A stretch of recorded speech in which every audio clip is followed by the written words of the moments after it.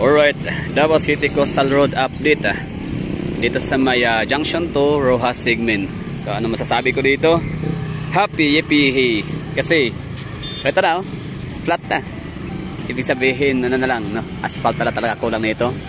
Bukas makalawa kita na natin to dito na may itim na kulay no. So yun na yung asphalt application sa lugar. So pero syempre 2-way lanes lang ha. 1 lane per side. So ito yung left and right side no.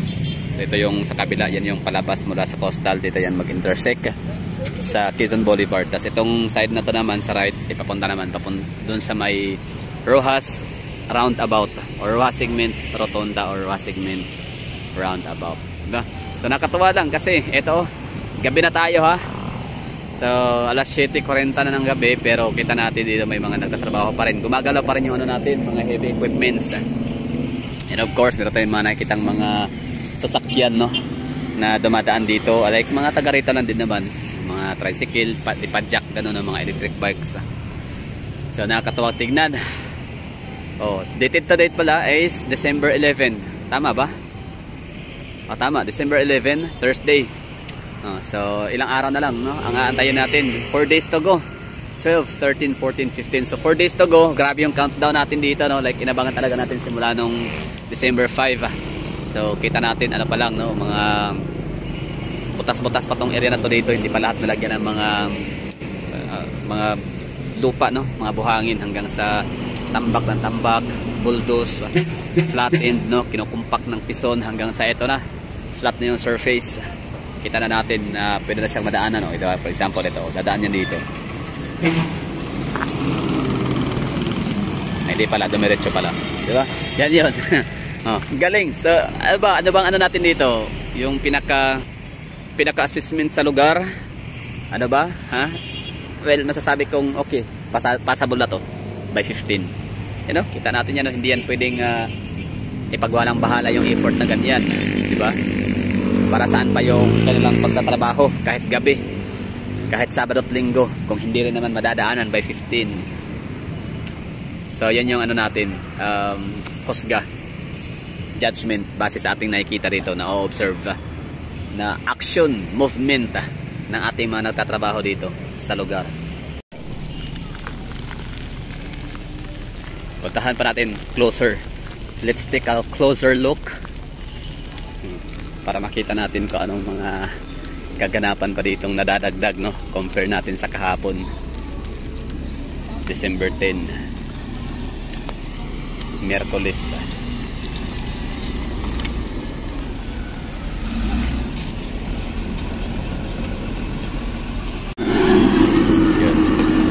Bulldozer di ba tawag dyan?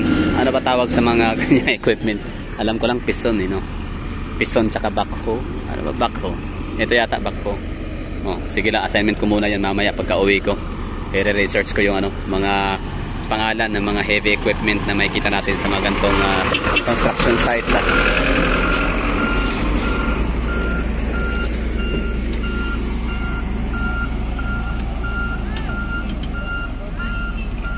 Yung unahan, pison yun no. That's pison.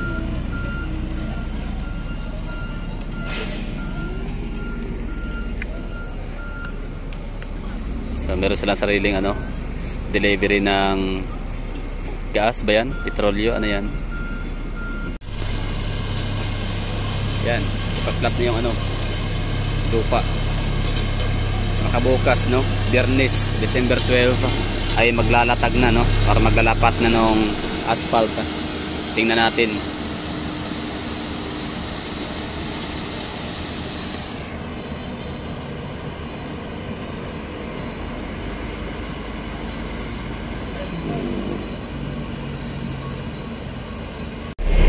So grabe ang ganda at ang smooth, napaka clean na ng ano no, kalsada dito. Yan, dinig niyo ba yun? Grabe yung ano, vibration ng lupa. So, under construction tayo dito. Ibig sabihin ano ba, ongoing. Nakakatuwa.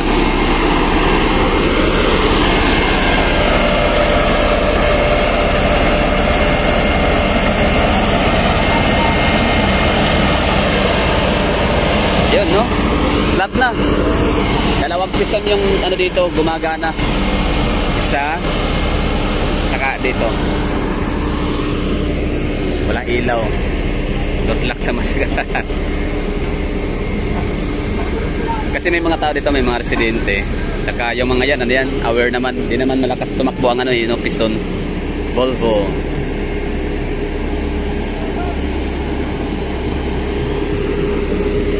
So, sinat na siya ngayon. Baka bukas, lagyan na to ng ano, asphalt.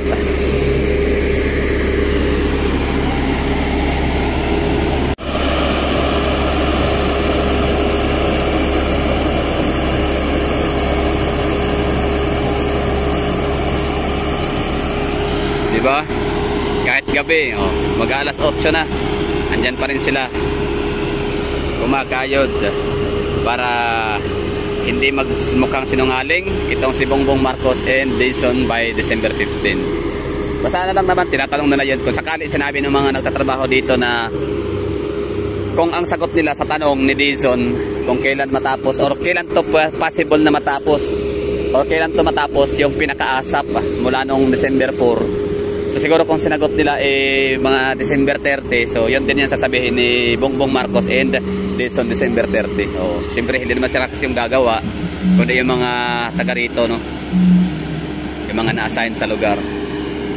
So siyempre tinatanong muna nila para yan, cooperation ba? Hindi ba pwedeng maggagawa-gawa sila ng ano, prediction lang. Di ba?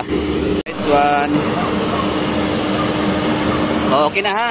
Klaro na sa TV-TV. Sa mga ano dyan, mga taga Davao.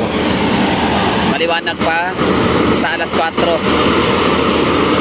Bakit alas 4? Maliwanag pa sa tanghaling tapat, no? Ang palatandaan, indikasyon, pruweba na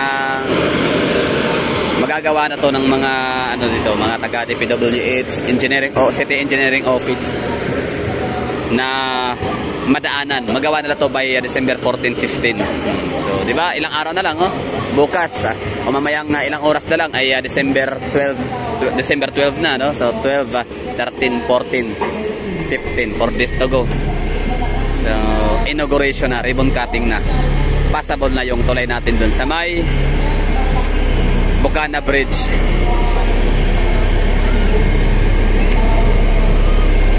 Nasa gilid lang tayo ha, di tayo masasagasaan yan.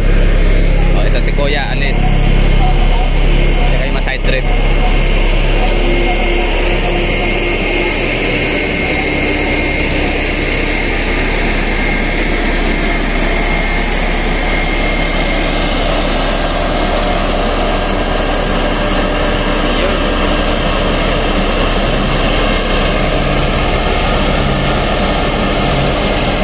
Okay na, no?